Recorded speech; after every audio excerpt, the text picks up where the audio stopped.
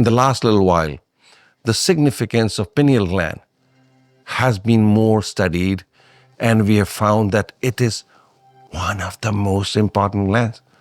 Spiritually, in our scriptures and in Brhamanda Yoga, we have understood the significance of this. This is where your higher, the purest, higher self lies.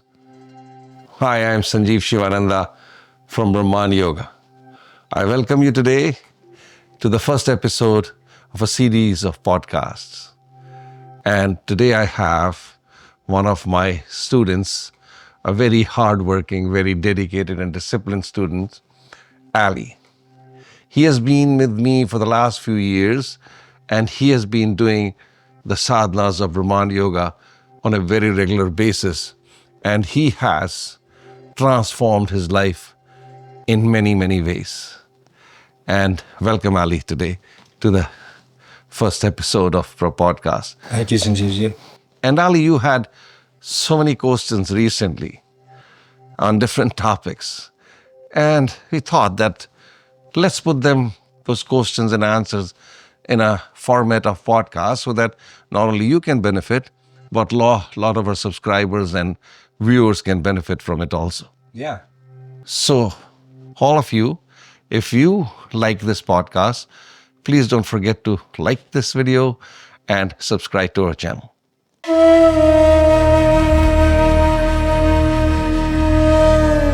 So, without wasting any time, Ali, let's get into the questions and answers. And let's begin with your first question. Well, first of all, it's an honor to be here, Sanjeev ji.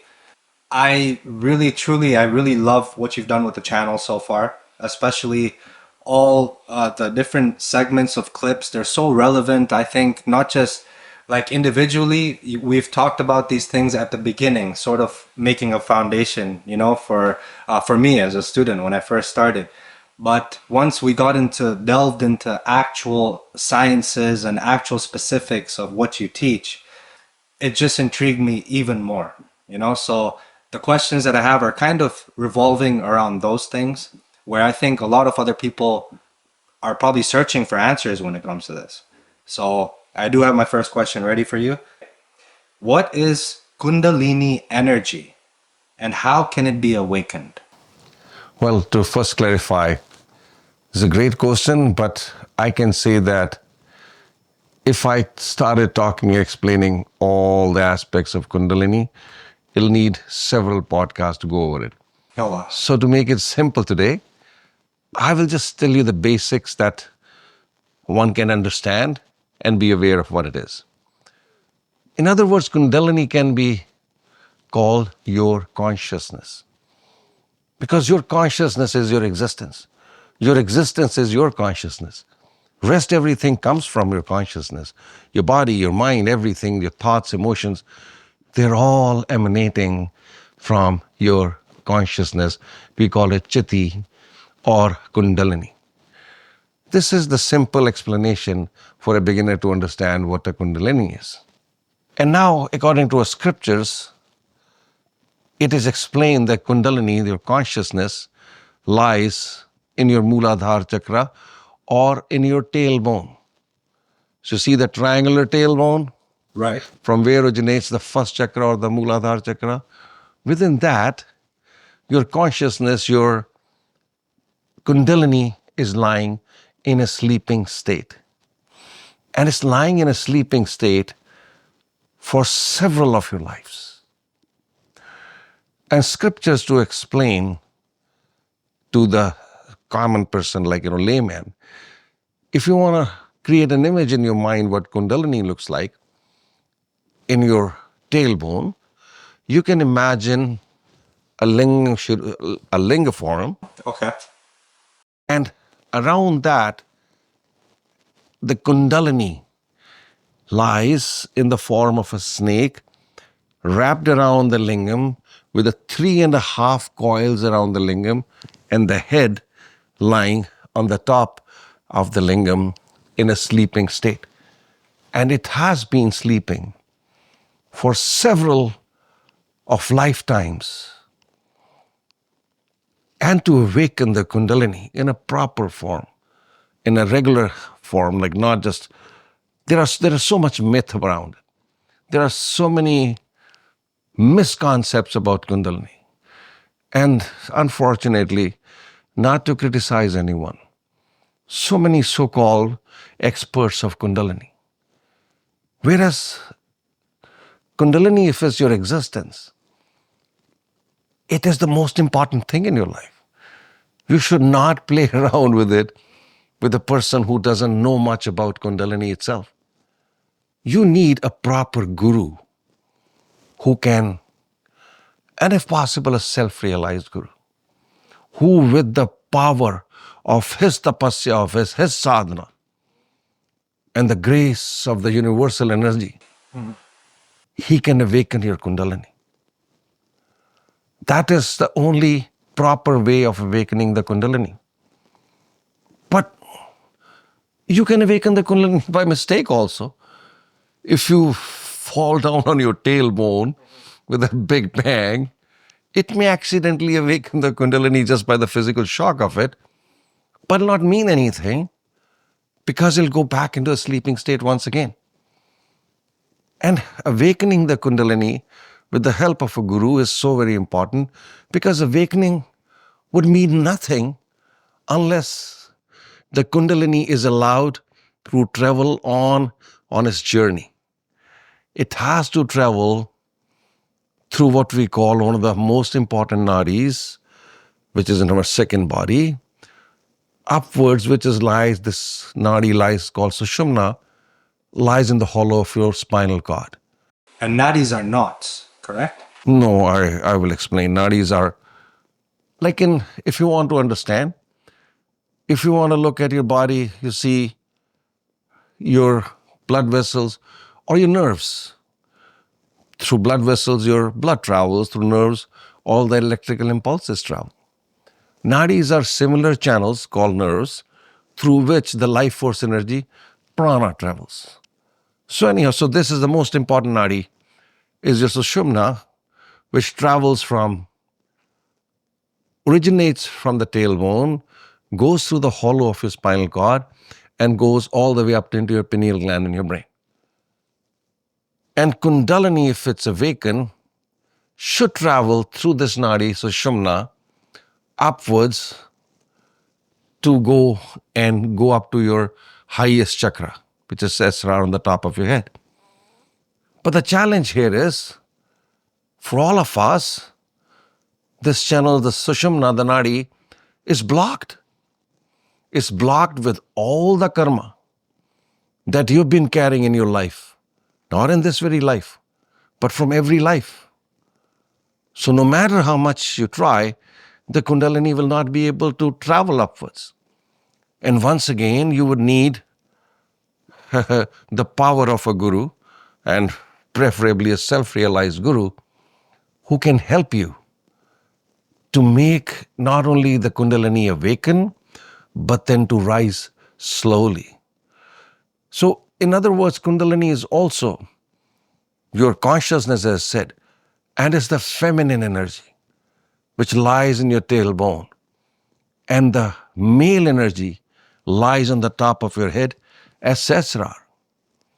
So this is how it is described in the scriptures, that when a Kundalini is awakened through proper way, with the help, with the power, with the tapasya and tapoagni of your guru, when the Kundalini, the feminine energy, wakes up and has been sleeping for several of your lifetimes, Kundalini is very angry. This feminine energy is very angry. First of all, because she has been sleeping for so long, she is hungry. And it is separated from Shiva, the male energy from which lies on the Sahasrara. And then when the help of your guru, as the Kundalini rises in your Sushumna, it starts eating up all your karmic effects. And as it goes up and up and up, and eventually when it reaches Sahasrara and merges with Shiva, or the male energy, that's what you call self-realization. So this is, in a very simple manner, in a layman's term, the explanation for Kundalini or your consciousness. Wow, interesting. So the food of this Kundalini that's awakened, right, is essentially our karma. Yeah. That's why she said she's hungry when she wakes up. That is amazing. And so the male energy and the female energy have to intertwine in order for self-realization to occur. Intertwine would not be the right word. Emerging. Merging. Yeah. Right. When the male and female, or we call, as in the scriptures, Shiva and Shakti come together. That's the whole purpose. And you also mentioned to me, I remember you teaching me about this quite early when I started practicing, that if the Kundalini were to, that's why it's so important to have a guru, right? That's especially self-realized, because if the Kundalini were to rise from either the Ida or the Pingla, then that could result in catastrophic results for the soul. Can you elaborate on that? Yeah, just for the sake of other viewers, as I said, out of the 7.2 million nadis that we have, one of the most important being Sushumna, through which the Kundalini must rise. But at the same time, there are other two equally important nadis, which is the left channel, known as the Ida, and the right channel, which is known as the Pingla. And by a non-expert, God forbid, if the Kundalini enters one of these channels, it can be catastrophic. So that's why I said, do not play around with it. Do not just go to anybody. Go learn. There are so many things to be learned, and there are so many good teachers, many other aspects. But to learn meditation, get a proper sadhana, to awaken Kundalini, to understand Kundalini first, you must go to the right guru. It is so very important. And how do we know when, because there are so many gurus out there, I don't want to be judgmental. That's one of the main things you've taught me and Brhamanda Yog teaches. So, we don't know how do we know for sure with so many people claiming to have the answers out there, who and what to trust, who to trust, more like? Good. There's a very simple explanation. And you very rightly said, we have no right to criticize anyone. And one of the mantras, which is also a part of Buddhism, is called the Namokar mantra. And just for the benefit of our viewers, so that they understand why we don't criticize, it is, we bow down to everyone. And I will just explain the mantra to you. It's Namo Arihantanam, Namo Siddhanam, Namo Airiyanam, Namo Vazayanam, Namo Lohe Savasavanam. Means, I bow down to a Arihanta. Arihanta is a Siddha, a self-realized soul who has still decided to stay in this world, in this garbage, and help others. And next is Siddha, a self-realized soul who has become self-realized, then he either stays in his isolation or leaves the body on his choice. And then is Arihanta is like an Acharya. Acharya is somebody who's practicing what he is teaching. Once he is an Acharya, he is bound to become a Siddha. Then as a Upadhyay, means a teacher who has read scriptures and is teaching you. Namo Loe Savasavanam means that anybody who has adorned the attire of a yogi, whether for wrong reasons or right reasons, we bow down to all of them. It's their karma. But how to choose is another thing. Is, say for example, when a student finishes high school, he decides that he's going to go to some university. How much research he does? Which university, which professor, which courses? Same thing here. Spend some time. Don't be lazy. So do some research and find, and eventually you will be able to get a guru that you really deserve. It kind of becomes intuitive at that point. Yeah. No, and when you were speaking about the Kundalini rising to the pineal gland, right? I was reading something where even in science, like Psychology Today had an article saying that this is where the soul, quote unquote, the way they say it, it meets the mind, right? That's what the scientific explanation said. So I wanted you to kind of dive into it from a spiritual perspective, from a Brhamanda Yog perspective, where what is the pineal gland's actual role in meditation? Let me explain both the medical and the spiritual role both.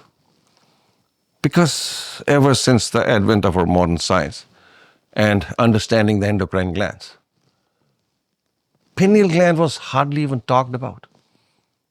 Because I remember one of the pharmacology or professors coined this phrase that pituitary gland is the bandmaster of hormonal orchestra. Pituitary gland being the most superior one. In the last little while, the significance of pineal gland has been more studied, and we have found that it is one of the most important glands. Spiritually, in our scriptures and in Brahman Yoga, we have understood the significance of this. This is where your higher, the purest, higher self lies. In scriptures, it is mentioned as the Neel Purush, your higher, purest self. And this is where we connect in our meditations. So, and in today's world, with all the chemicals that we are exposed to, the pineal gland becomes solidified at a very early age. And now, to understand where does this pineal gland lie? To understand it's the size of a pea. It gets like calcified? Yes. Okay. So I'll explain that, but let's understand where the pineal gland lies first. Right. So pineal gland is the size of a pea, and it hangs from the center of the brain. And to understand more where it lies, if I took a long needle and stuck it in my ear, coming out of the other one, and I stuck a needle here in the center above my nose between the two eyes, and it comes out from here, where these two pins or needles will meet, intersect just below the brain. That is the location of pineal gland, just to have a rough understanding. And as I was mentioning that from a very young age, with all the fluorides and chlorides we are exposed to, the pineal gland gets calcified, solidified. So in our Brahman Yoga, it is very essential to reawaken and revitalize the pineal gland, because it is going to play one of the most important roles in the evolution, in our growth, as we progress through our sadhana, through our meditations. And this will lead one of the most important roles in the process of self-realization. So that's why a lot of the vibrational sounds that we make, and we direct it towards the pineal gland. This is supposed to decalcify it. That's one of the ways, definitely. Because again, we will go, that's another big topic for maybe a podcast or some of other videos, is that mantras. So there are different kinds of mantras. And one of the mantras, one kind, I can explain, is called Bij mantra or the seed mantra, where they have no meaning. It's just the sound, the vibration.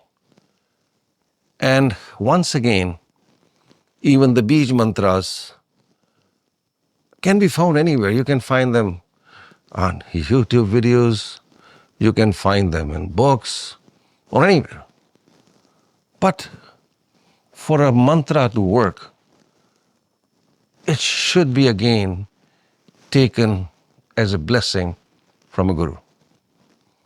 Because a guru has chanted it so much that he has become one with the mantra. And when he graces you, he initiates you, and blesses you with this mantra. It's like a seed. It plants the seed within you. And when you chant this mantra more and more, the seed germinates and grows up to be a plant and a tree. So some of the mantras, when projected properly to your pineal gland and your brain, does help in the revival and rejuvenation of your pineal gland for sure. When you say it, it sounds so like it's simple. It makes a lot of sense.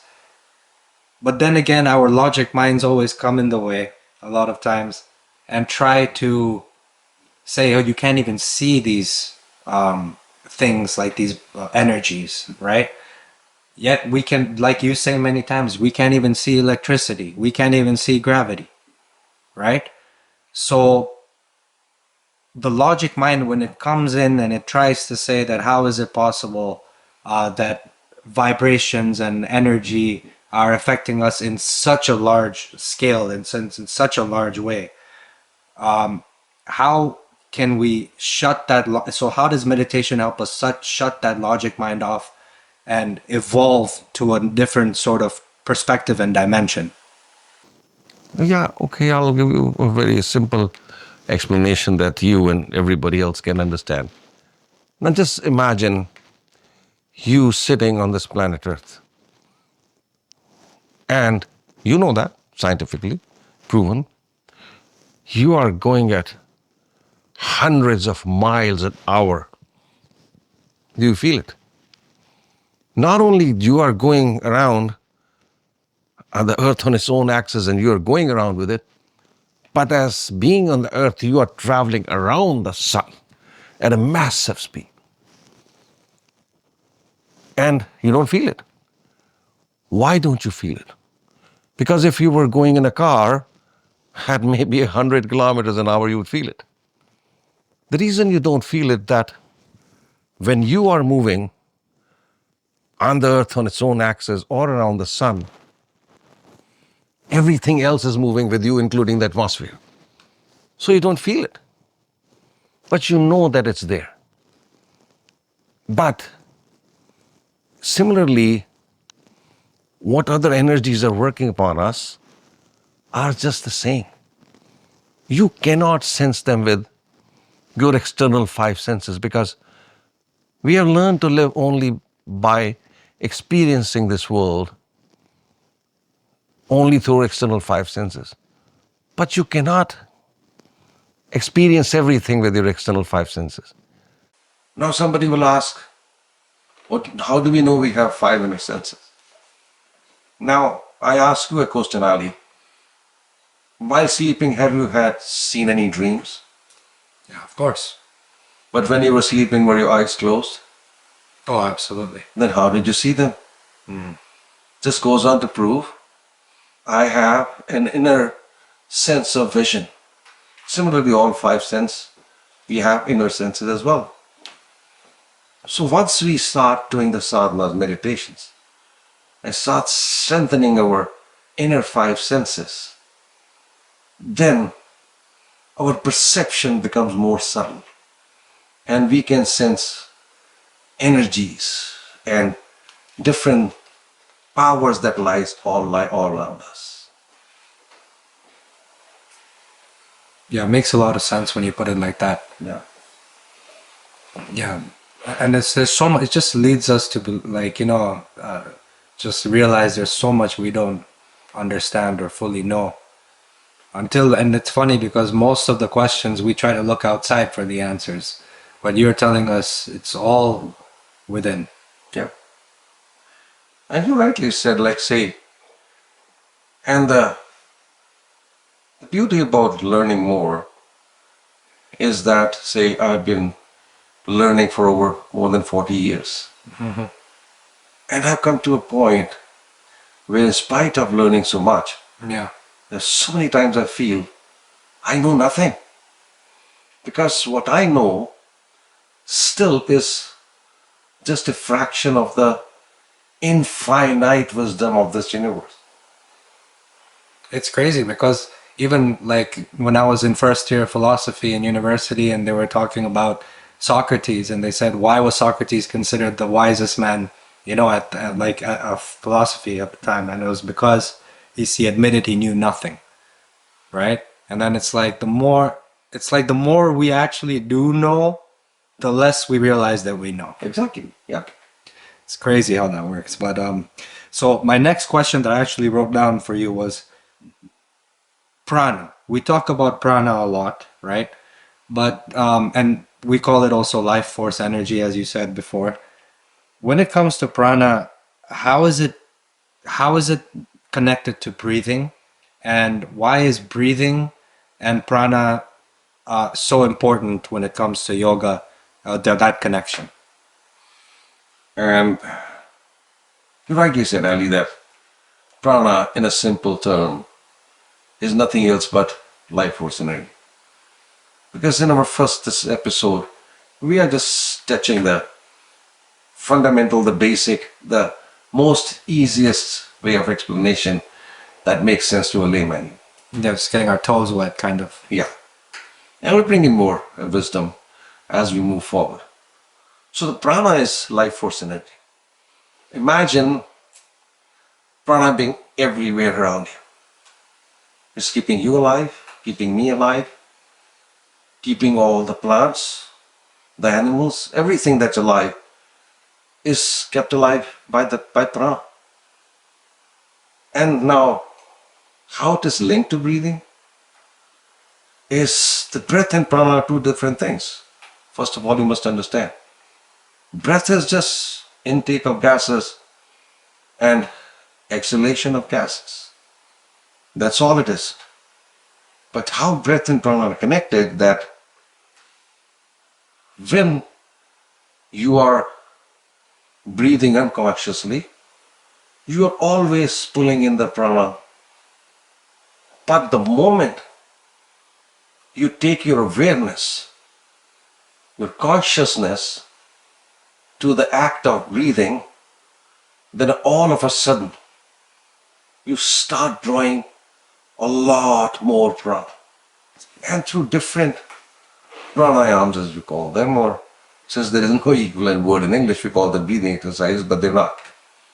So through different pranayams, we make this prana flow in a different manner to different parts of your body, breaking all blockages, making different parts and organs of your body healthier. So this is how prana is relevant. And it's amazing you said that when we put our awareness to the prana, then it has so much more of a profound effect, so much more of it's much stronger. They did an experiment actually at some university, I don't remember where, but they had a bottle, a water bottle, and in that water bottle they had a powerful light go through it, and they slowed down the camera that they had recording this bottle to like tens of thousands of times. And they noticed that the wavelength of the light changed only when somebody observed the light.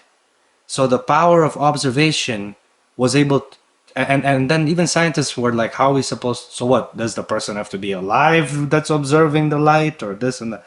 So there's a lot more to just awareness than meets the eye, is what I'm asking you. It's like the power of just us putting our attention on something.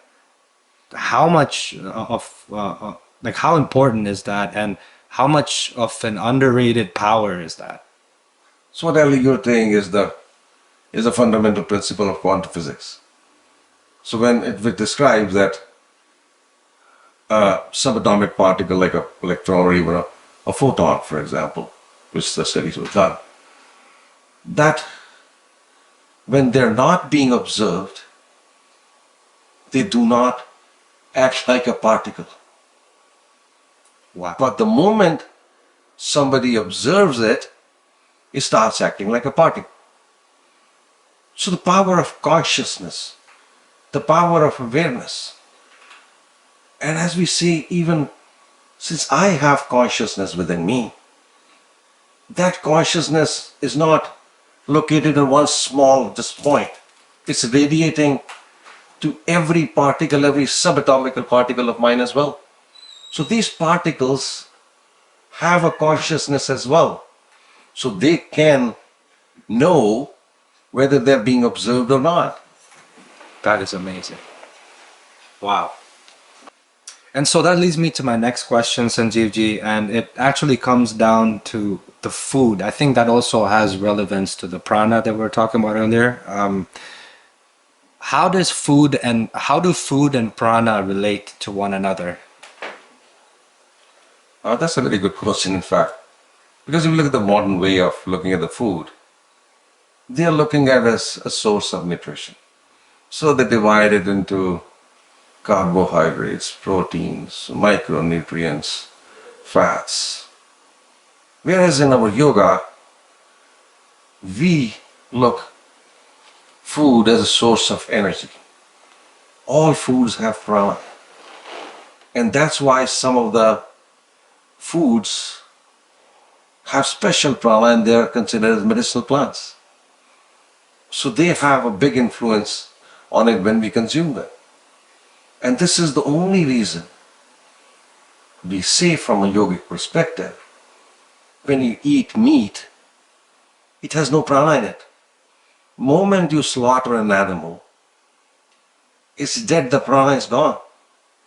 So you may get what you call protein and other stuff from it, but you're not going to gain any prana from it. There will be no life force energy left in it. That's why all yogis have recommended and stayed themselves on a very healthy vegetarian diet. No, that's it. Just goes to show, like, there's so many things like that are invisible to our eye that not even science. I think science now is just starting to catch on to these things. Eh? Yeah. And this leads me to my next question, actually, and this is kind of more to do with the physical body.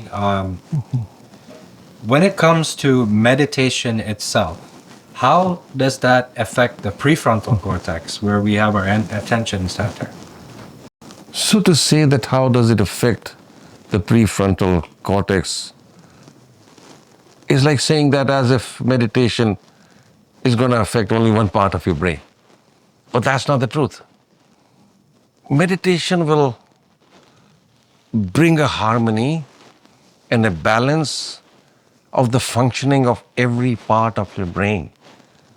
Because you and I, from a modern perspective, we are trying to fix this thing individually, but that's not the reality in spiritual path. It is, we bring a harmony, a general overall harmony and a balance in the entire functioning.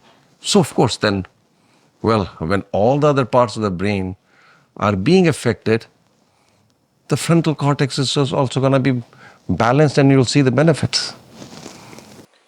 Yeah, it makes a lot of sense. And because like you said, it's kind of like a total body. It's a total body effect. That's what we're looking brain for. Effect as well. Is the harmony. Yeah. Yeah, makes sense. Okay. Now, can you dive a little bit more into the three S's, the Seva, Sankirtan, and Sadhana? Can you dive into why those are very important for us in order to evolve? Okay. So we call them the three pillars of your growth, of spiritual growth. And the number one and the most important is your sadhana. Sadhana is your daily practice, which brings in discipline, resilience in you. And then now to kind of enhance the benefits that you get from your sadhana, we do seva, which is called the selfless service. Help somebody, a stranger that you don't know. Helping your family, friends, is not seva. In a way, that is your responsibility. Seva means helping somebody that you don't even know, and then perhaps will not know after helping that person. What it does, it helps reducing our karmic debt. And through sadhana, we are trying to achieve the same. So it kind of complements the work of our sadhana.